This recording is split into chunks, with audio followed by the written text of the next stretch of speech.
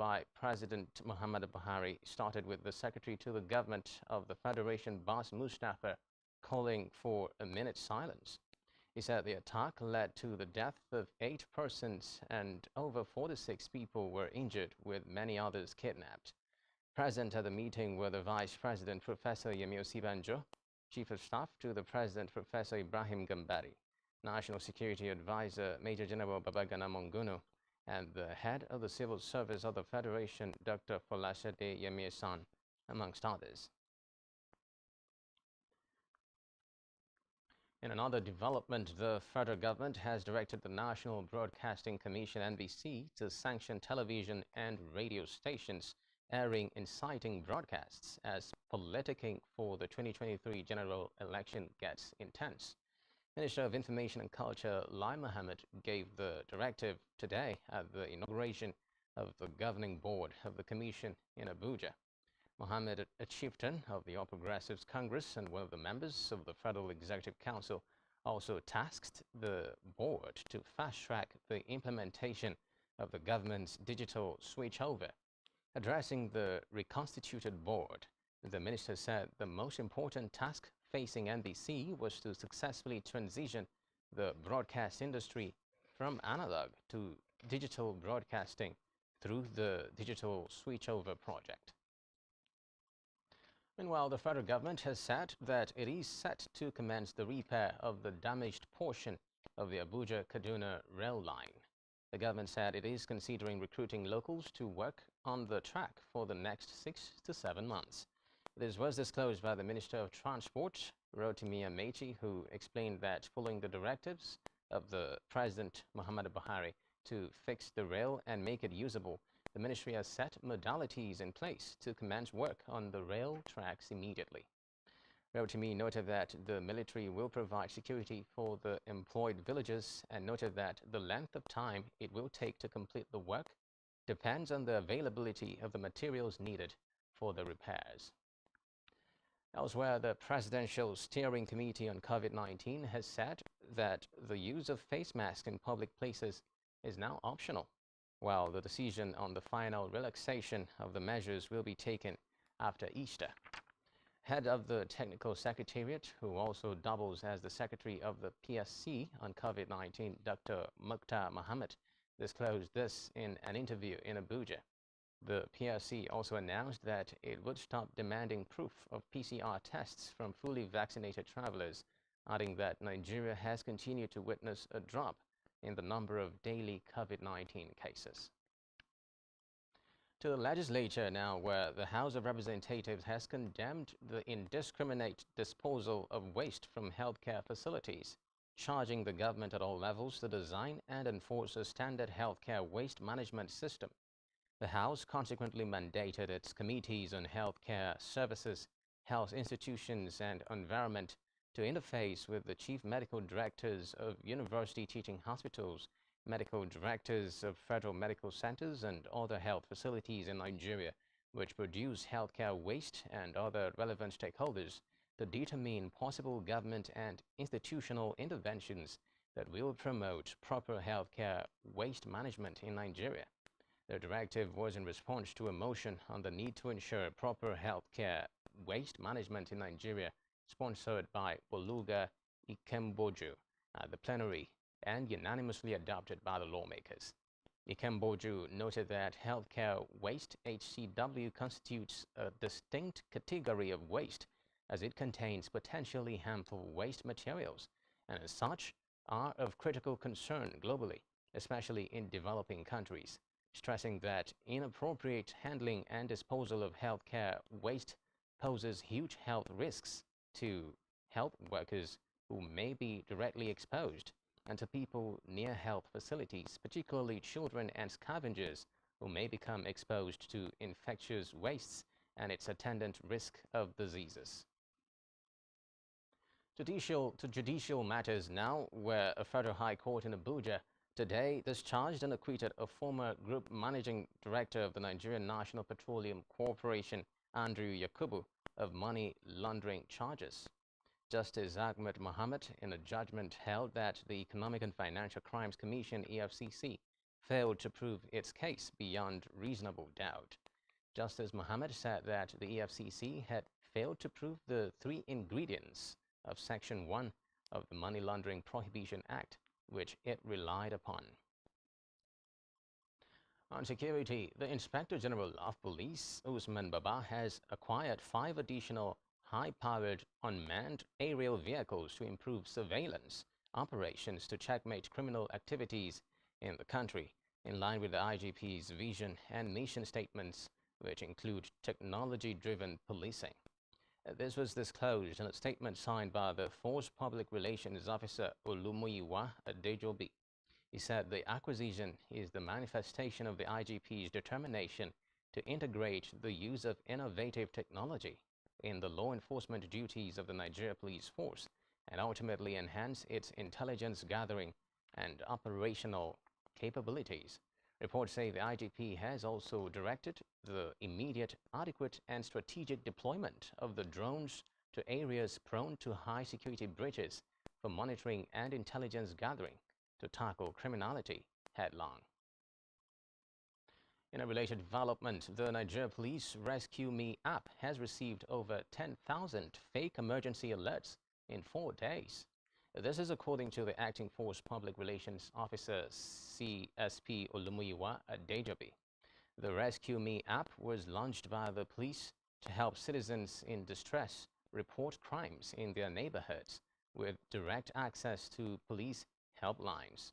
In his tweet, Adejobi noted that the fake emergency alerts by some citizens prank testing the service had resulted in heavy traffic on the system and urged Nigerians to only use the service when in genuine need for the police to be able to help those who are in an emergency situation. Meanwhile, scores of persons have been killed in a fresh attack on Guma, Kwande, and Gwer West local government areas of Benue State. This was disclosed in a statement by Nathaniel Ikio, media aide to Benue State Governor Samuel Otom. The governor, who expressed grief over the killing, called on Benue communities to rise and defend themselves. Reports say the attackers were dressed in military camouflage as a decoy. To Osun State now, where the state government has declared its readiness to launch a full-blown war on illegal mining activities in the state. Speaking on the abuse of its environment by illegal miners, especially the pollution of the Osun River, the state government said it was ready to take the battle to the mineral resources exploiters and defaulters of environmental standards in the state. State Commissioner for Information and Civic Orientation, Funke Egbemode, who made the disclosure, explained that the government also warned indigents who are leasing out their farmlands to illegal miners to desist from such acts or face the law. Reports say the state is planning a joint task force to apprehend those found wanting in line with global best standards in mining. Back here, students of Akwa Ibom State Polytechnic have lauded the effort of Governor Damimanio and the rector of the Institution for the Infrastructure Changes, while seeking for more modern lecture theatres to be built to accommodate the increasing population. The students of the institution made this known while speaking with Spectrum Television on key issues affecting their academics in the institution. Meanwhile, an academic professor, Joseph Uche, with the University of Uyo, has advised parents to desist from the practice of frustrating their children by imposing their will and career choices on their wards. Speaking on the Rise and Shine breakfast show on Spectrum Television, Professor Uche, who restated the importance of goal setting for children, urged parents to do so by carefully observing the child and through quality communication. Uche also noted that forcing children down career paths like other life choice has led to many frustrated adulthood and tasks parents not to straight pocket their children. Parents imposing their own choices of profession, of course, courses on the children has produced sometimes very bizarre consequences. Children get frustrated. Let me give you some examples. In my In my life at the University of U, I've had children who crossed from the sciences to the arts and started excelling. In the sciences, they weren't doing well. They were failing. So those things happen. I think that in many cases, it is this syndrome, this feeling among parents that there are professional courses. I want my child to be called a doctor. We want to have a doctor, a pharmacist in the family. We want to have An engineer. an engineer. And you can find a father or a mother saying, I have a doctor, I have a lawyer, I have an engineer, I have a pharmacist. But sometimes, if they are not lucky, in the attempt, in the bid to push the children in order to have family prestige, they push an innocent child into. In Africa, Kenya's top court ruled today that President Uhuru Kenyatta's bid to change the constitution was illegal, dealing a blow to him and his allies ahead of key elections in August. Reports say the court ruled that the president cannot initiate constitutional amendments or changes through a popular initiative under Article 257 of the Constitution. Elsewhere, Tunisia's President Kais Saied has announced he was dissolving the country's parliament 8 months after suspending it in a July power grab. He made the announcement at a meeting of the National Security Council hours after parliamentarians held a plenary session online and voted through a bill against his exceptional measures. Reports say Saied has also gifted himself powers to rule and legislate by decree and seized control over the judiciary in what rivals describe as further blows to democracy. On the foreign scene, the United States is considering the release of up to 180 million barrels from its strategic petroleum reserve over several months to calm soaring the United crude States has prices. worked with 30 other countries to Biden release. will give remarks later on today announcing the plan aimed at lowering gasoline prices that have risen to records high following Russia's invasion of Ukraine. Meanwhile, the International Energy Agency has called an emergency ministerial meeting to discuss oil supply. Still on the foreign scene, NASA astronaut has caught a Russian ride back to Earth after a U.S. record 355 days at the International Space Station. Mark Vande Hey landed in a Soyuz capsule in Kazakhstan alongside the Russian Space Agency's Anton Shaplerov and Paul Dobrov, who also spent the last year in space. Reports say the record-breaking NASA astronaut and 2 cosmonauts returned to Earth early Wednesday in an event that was aired live. Meanwhile, a United States District Judge Jeremy Canaldo has sentenced a Nigerian man to federal prison for federal fraud violations in the Eastern District of Texas. This was announced by U.S. Attorney Britt Featherston of the Eastern District of Texas. Featherston said the Nigerian man, identified as Sobanke Aderiti, who pleaded guilty to passport fraud and attempted bank fraud, was sentenced to 33 months in federal prison. Reports say evidence showed that Aderiti entered the United States on a visitor's visa in 2018, adding that the visa has since expired. Still to come in the news. Eguavon resigns as Eagles technical advisor. Do stay with us.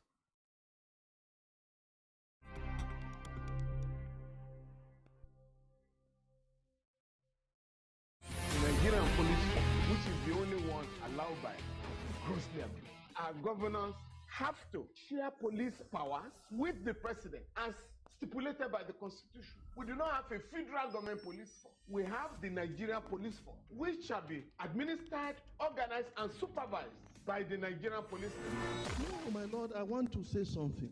I want to say something here. Perhaps it might also enlarge the scope of people who should be invited here for examination. My lord, if we cannot find those who literally murdered Abiola, who are those people who could be said to be the beneficiaries of the death of Abiola? Rogers has linked you with some of the killings he did? He never did.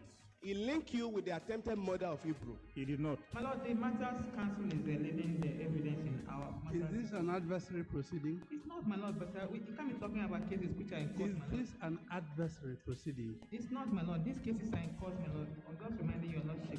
My Lord, sorry, my Lord, I think I'll be in cross-examination. Legally Speaking, a program that deals with legal issues and questions we face as citizens of this amazing country, Nigeria. Legally Speaking. Join us every Friday from 5 p.m. to 6 p.m. for Legally Speaking.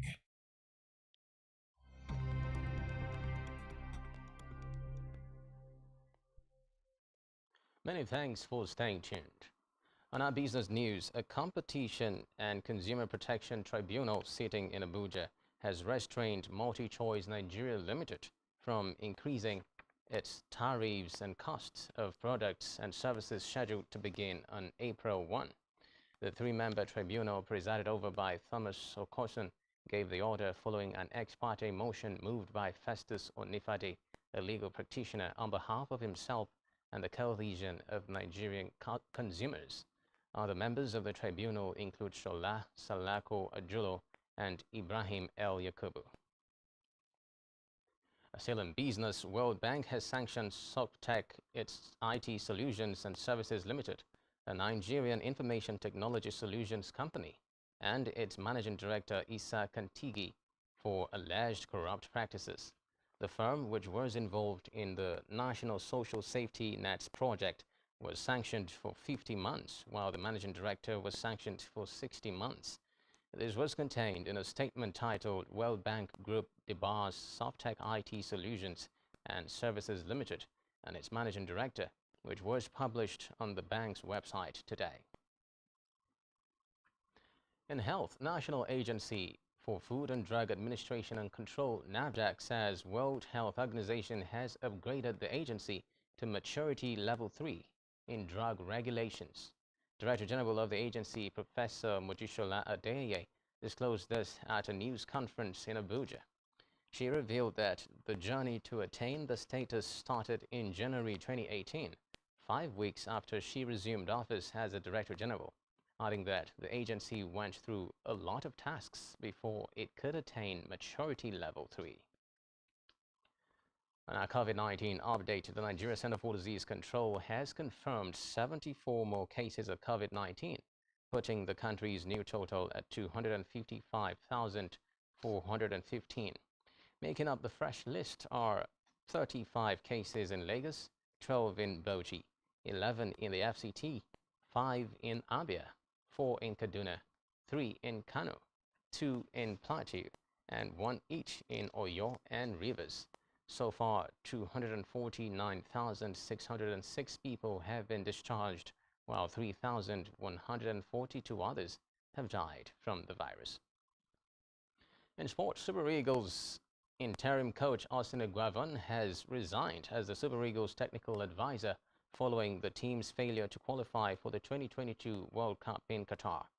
Nigeria Football Federation confirmed this in a statement. Eguavoen's resignation is coming less than 2 days after the three-time African champions drew 1-1 with Ghana in a playoff for the competition, in a result that sent the Black Stars to the tournament on the away goal rule after the first leg ended barren. Reports say the NFF has, in the meantime, withdrawn the 2.5 years contract offered the coaches and terminated the appointment of the entire technical crew of the team with immediate effect, noting that a new crew will be announced after a proper review to lead the new charge of reinvigorating the Super Eagles to face future challenges. Still in sports, Nigerian table tennis star Aruna Quadri has added to his revered status by becoming the first African table tennis player to advance to the semi-finals of the World Table Tennis Star Contender competition. Quadri defeated 2 Chinese athletes in the rounds of 16 and 32 with 3 straight sets to reach the semi-finals.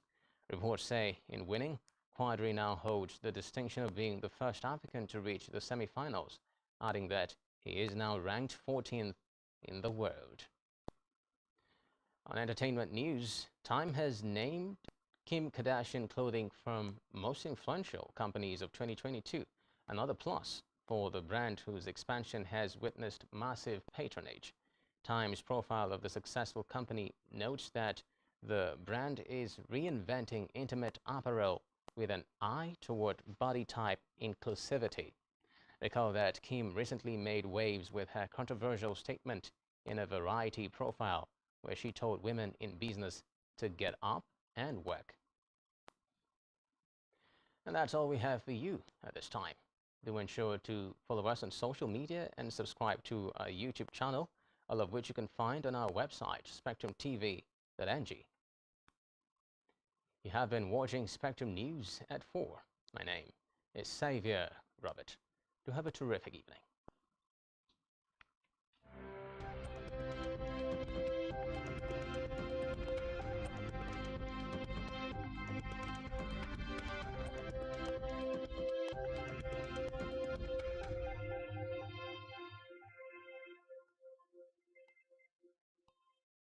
Nigerian police, which is the only one allowed by gross them. Our governors have to share police powers with the president as stipulated by the constitution. We do not have a federal government police force. We have the Nigeria Police Force, which shall be administered, organized, and supervised by the Nigerian